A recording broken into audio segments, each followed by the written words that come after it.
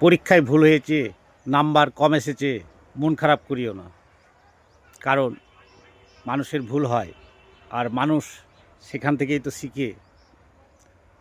তো তোমার শেখার জায়গাটা হলো, যে জায়গাটা ভুল হয়েছে সেটাকে একটু শুধরিয়ে নাও, যাতে করে আগের বারে ঠিক হয় এবং তোমার নাম্বারটাও বেড়ে যায়।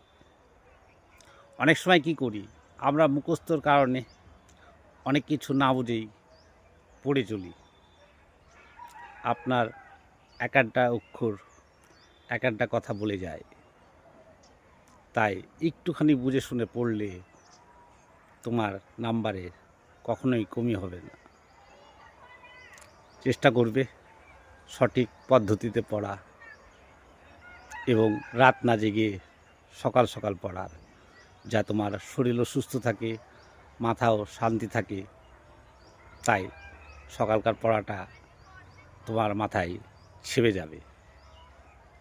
ধন্যবাদ। যদি ভালো লেগে থাকে চ্যানেলটাকে সাবস্ক্রাইব করবেন।